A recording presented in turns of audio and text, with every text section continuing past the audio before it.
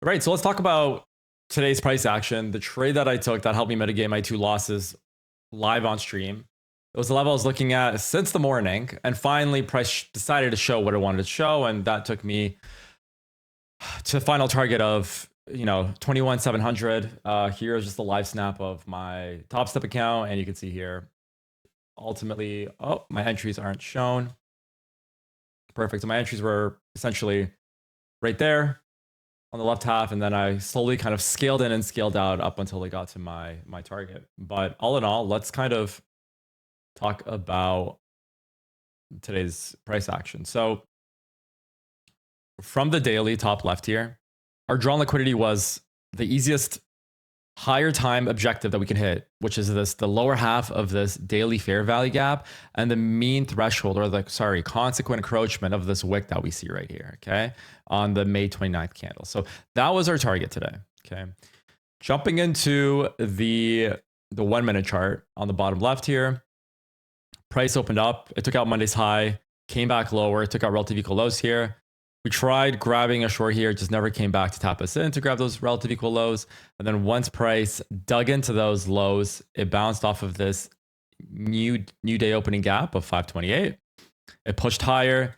And what it did is this right here is today's first presentation. Price broke above it. There was a trade idea that was circulating in the live trading today. I didn't execute on it.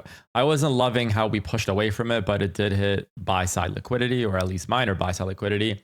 Came back down. It rejected this fair value gap and also tapped in twice into today's first presentation. And then from there, what it did is essentially kind of moved sideways from 10:12 all the way to 10:43. So 43 minutes of time dilation. And essentially, once price broke above the first fair value gap formed after 10 o'clock. So when the red folder news hit, price broke below it. When it broke back above it, I did take a long here on live stream. Unfortunately, it tagged me out. And saying I was done for the day, kind of coming back to the charts right before the 10:50 to 11:10 macro, I saw price stayed within this red SIBI, or bearish full value fair value gap, which got inverted. Price broke above the respected 10 a.m. fair value gap. And once kind of price dug into this and it pushed out, that's when I took my final trade of the day, which was a 3-to-1. Helped me negate my loss for the day and with a bit more on top. So I did scale out a bit here at the mean threshold of Thursday's New York first presented fair value gap. And then I kind of scaled back in when it pulled back a bit further. And then I held it all the way till it hit this level right here, which is 21,684, which is the very bottom and the consequent encroachment of the daily levels that I've showed like 3 minutes ago. Okay. So that is the trade today.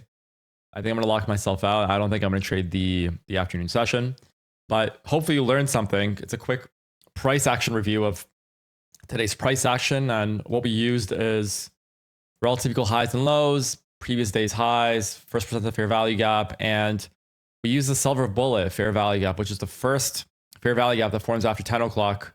And we use kind of that to kind of add on to our narrative that price is going to push up higher.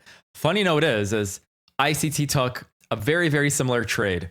I think he got in at 613. I got in at 611 here, and I got out ultimately at the same level as he did. So ICT probably didn't take a loss like I did in the morning session, but I did manage to catch a 99.9% same trade that he did. So I was actually quite content when I saw his post come out saying this is the trade that I took, and here are the receipts, same trade.